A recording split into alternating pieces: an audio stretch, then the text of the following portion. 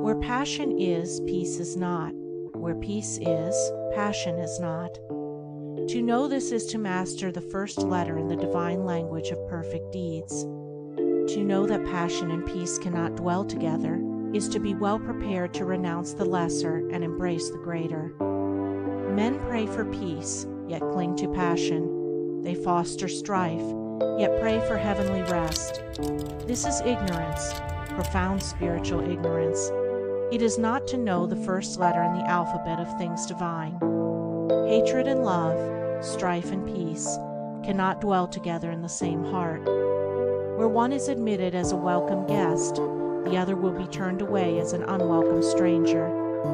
He who despises another will be despised by others.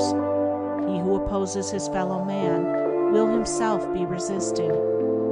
He should not be surprised and mourn that men are divided. He should know that he is propagating strife. He should understand his lack of peace.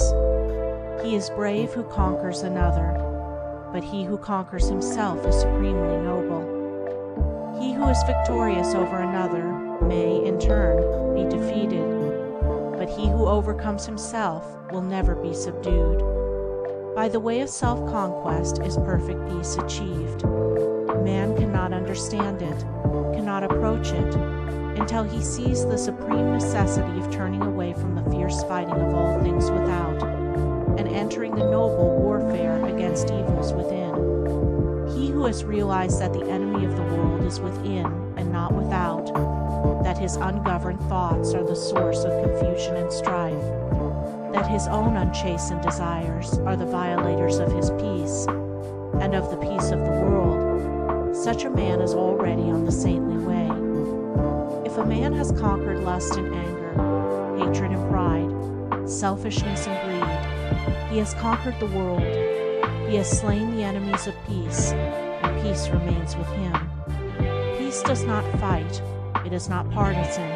It has no blatant voice. The triumph of peace is an unassailable silence. He who is overcome by force is not thereby overcome in his heart. He may be a greater enemy than before, but he who is overcome by the spirit of peace is thereby changed at heart. He that was an enemy has become a friend. Force and strife work upon the passions and fears, but love and peace reach and reform the heart. The pure-hearted and wise have peace in their hearts. It enters into their actions. They apply it in their lives. It is more powerful than strife. It conquers where force would fail. Its wings shield the righteous. Under its protection, the harmless are not harmed. It affords a secure shelter from the heat of selfish struggle. It is the refuge for the defeated, a tent for the lost, and a temple for the pure.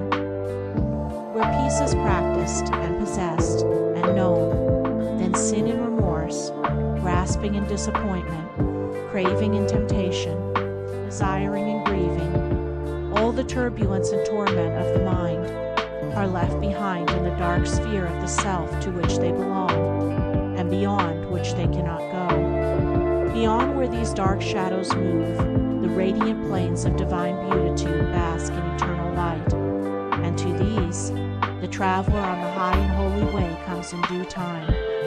From the blinding swamps of passion, through the thorny forests of many vanities, across the arid deserts of doubt and despair, he travels on, not turning back nor straying from his course.